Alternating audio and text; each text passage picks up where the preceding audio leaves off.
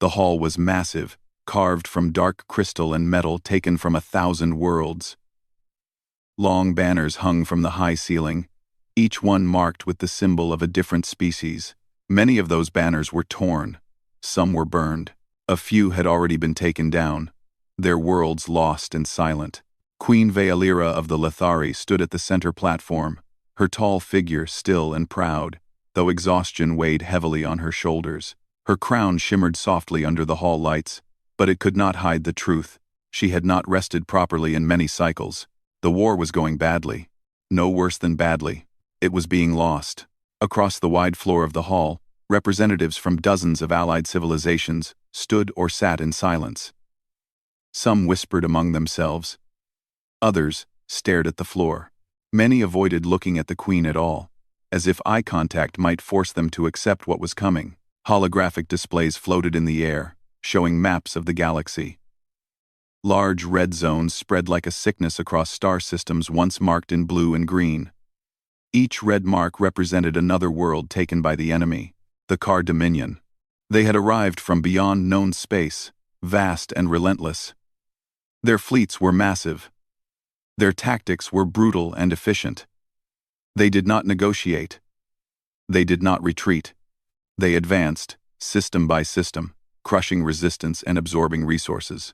In the early days of the war, the Alliance had believed it could hold them back. Ancient fleets had been deployed. Legendary commanders had led counterattacks. Entire civilizations had committed their full strength. It had not been enough. A soft chime echoed through the hall as a new report appeared. Another system had fallen.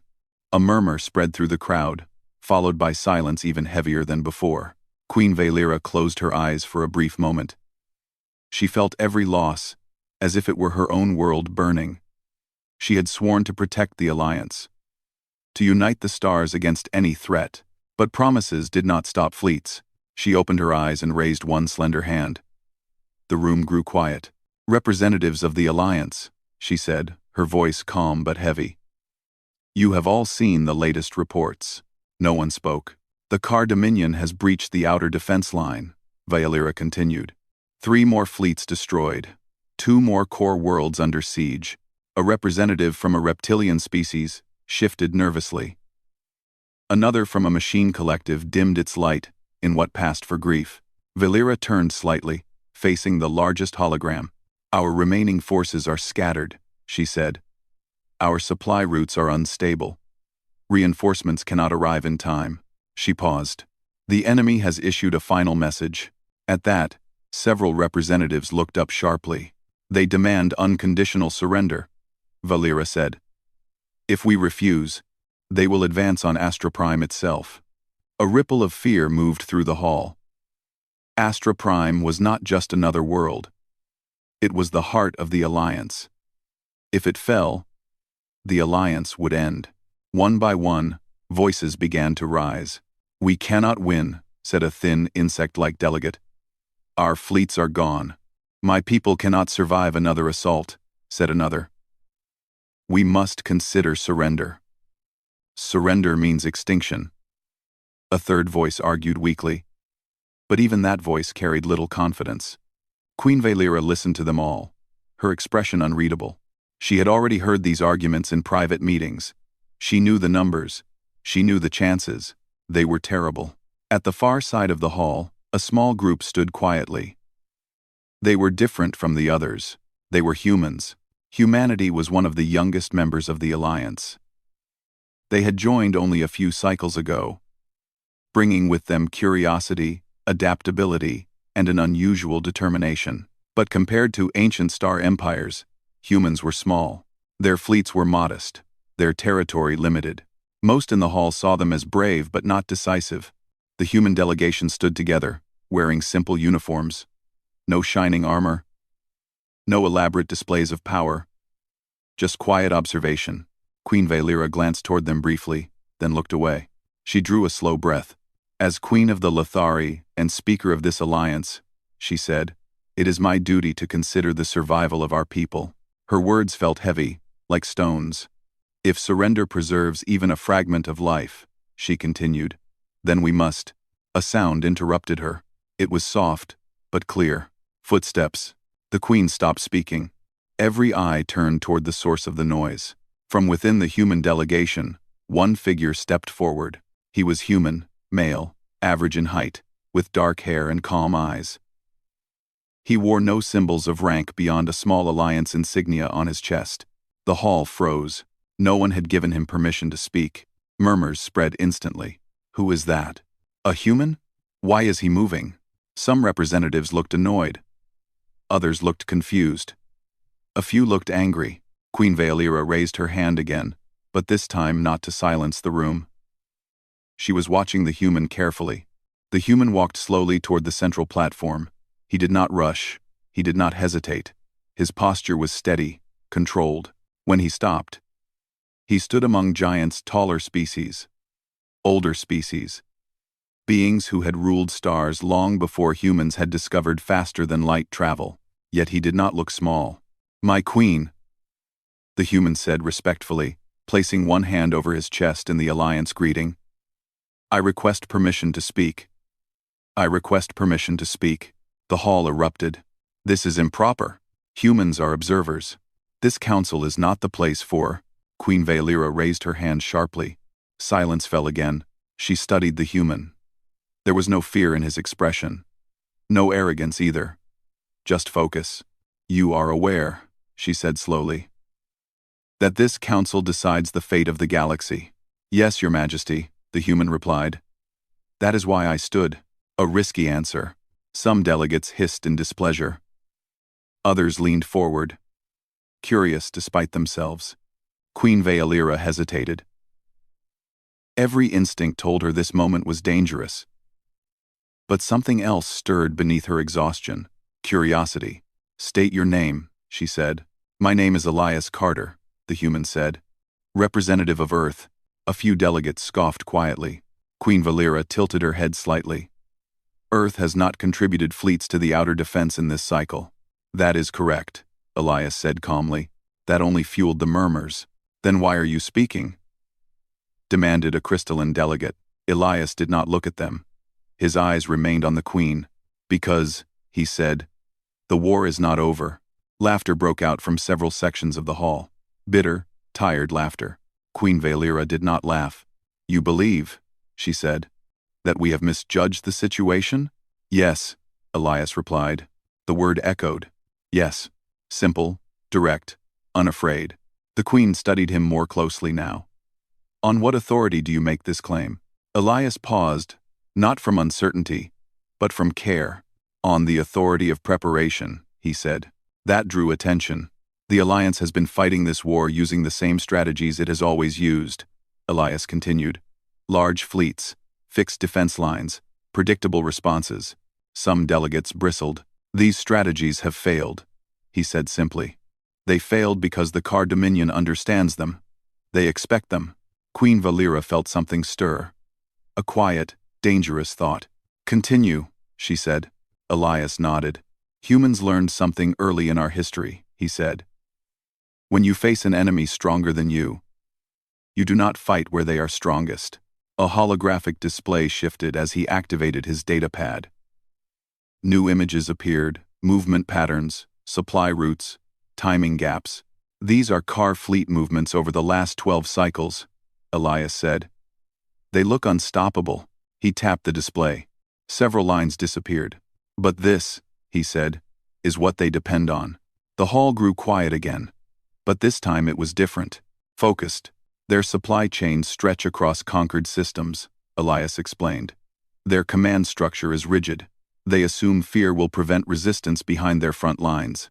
A reptilian delegate leaned forward. "And you claim humans can change this?" "I claim," Elias said, "that humans already have."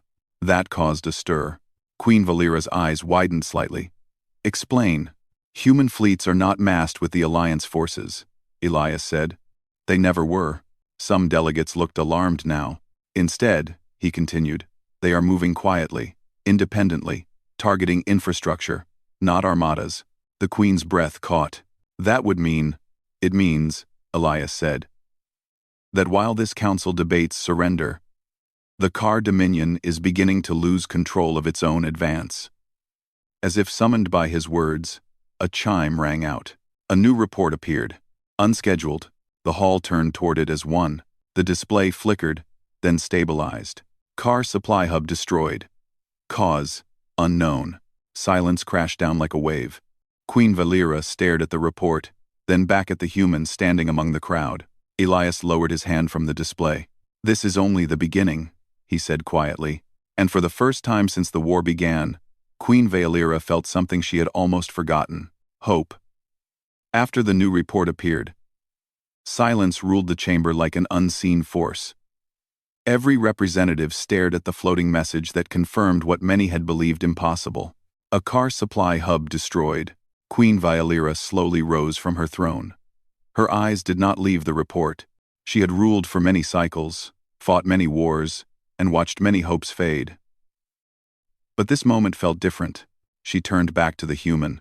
"Representative Carter," she said carefully, "confirm your claim." Elias Carter inclined his head. "Yes, Your Majesty. The report is accurate." The hall erupted. "That is impossible. No fleet could pass undetected. The car control every route." Voices overlapped, sharp with disbelief and fear. Some delegates accused. Others demanded proof. A few simply stared in shock. Queen Valera raised her hand. The hall quieted again, though tension still vibrated in the air. "You said," she spoke slowly, "that this was only the beginning." "Yes," Elias replied. "Then speak clearly," she said. "Every life in this room depends on truth." Elias took a step forward. He did not rush his words. "Humans studied the car long before they reached Alliance space," he said. "We noticed patterns. Not in battles, but in behavior." Several delegates leaned forward now. "The car expand fast," Elias continued. "Too fast. To do that, they rely on certainty. They believe no one would dare strike behind them." A large hologram expanded across the hall. Red car-controlled zones filled most of it. "These areas look secure," Elias said, "but they are stretched thin." He highlighted thin lines running through the red zones. "Supply routes," he said. "Communication relays. Repair docks." Queen Valera's eyes narrowed. "You attacked these instead of fleets." "Yes," Elias said. "Because ships without fuel, orders, or repairs are already defeated." The Queen felt her pulse quicken. A crystalline delegate spoke. "And how many human ships did this cost?" Elias paused. "Some," he said honestly. "Humans do not avoid sacrifice." The hall quieted again. The word sacrifice carried weight across all species. "But we avoid waste," Elias added. A new report appeared. Then another. Then another. Each one showed damage not to car warfleets, but to the systems that supported them. Queen Valera felt something change in the room. It was subtle, like the first crack in ice before it breaks. Fear was still there, but doubt had shifted.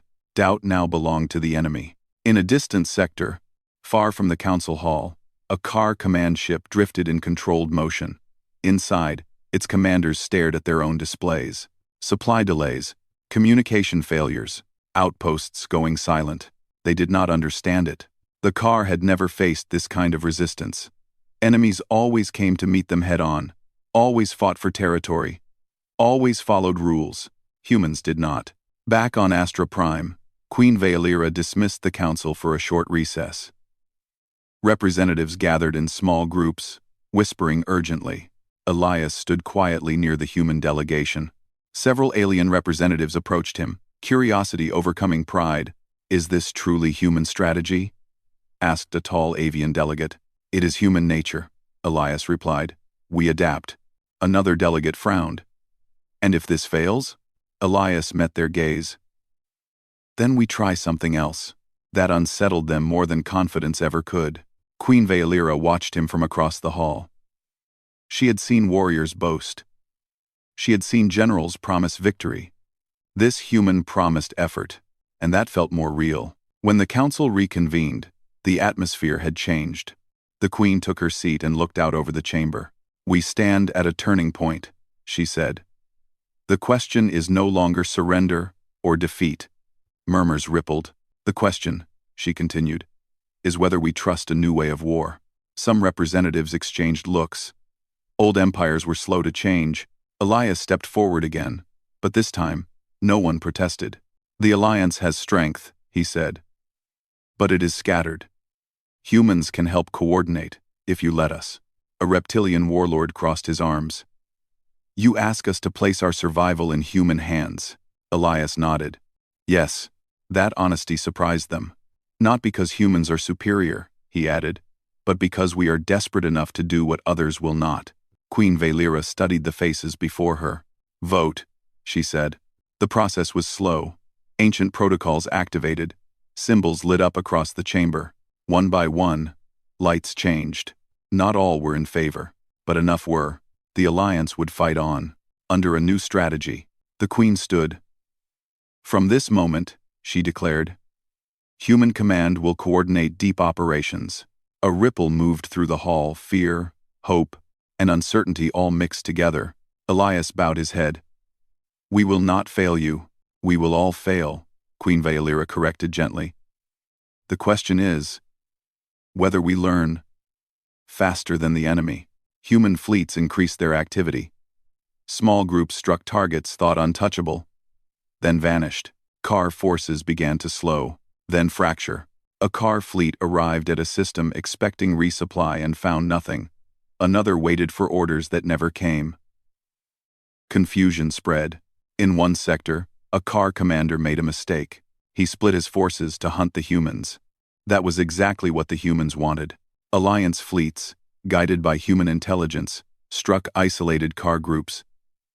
Not with overwhelming force, but perfect timing. Reports flooded in, first cautious, then urgent, then hopeful. Queen Valera spent long hours reviewing data. She watched as red zones stopped expanding. Then, slowly, they began to shrink. In the human command center, Elias stood among officers of many species. They worked together, arguing, adjusting, adapting. This is not victory, Elias reminded them. This is pressure. The car finally reacted. They pulled back forces. They tightened control. They fortified. And they prepared a counterstrike. The largest car fleet ever assembled began to move toward Astra Prime. When the report reached the council, fear returned. They will crush us, one delegate whispered. Queen Valera closed her eyes briefly, then opened them. Representative Carter, she said, can humans stop this? Elias looked at the projection of the incoming fleet. No, he said. Gasps filled the hall. But, he continued, we can make them bleed. He pointed to the map. They believe this is our heart, he said. That defending it is our only goal. He looked up at the queen. What if it isn't? Queen Valera stared at him. Then slowly, she smiled. A dangerous smile. Prepare the message, she said. Across the galaxy, Alliance forces began to move not to defend Astra Prime, but to strike elsewhere. The car advanced confidently, unaware that the war had just entered its most dangerous phase. And among the stars, humanity proved one simple truth. When humans stop trying to survive, they start trying to win. The massive car fleet moved through open space toward Astra Prime. Thousands of ships advanced in perfect order. Dark shapes against the stars, their formation was solid, disciplined, and terrifying. To the car commanders, the outcome felt certain. They believed the Alliance had made its last mistake. On Astra Prime, the council hall was no longer filled with despair. It was filled with motion. Officers, aides, and representatives moved between glowing displays. Messages came and went without pause. Queen Valera stood at the center, calm but alert. Her eyes followed the shifting symbols that marked fleets across the galaxy. The enemy was close, very close. Time until car arrival? She asked. 2 standard cycles, an aide replied. Several representatives exchanged uneasy looks.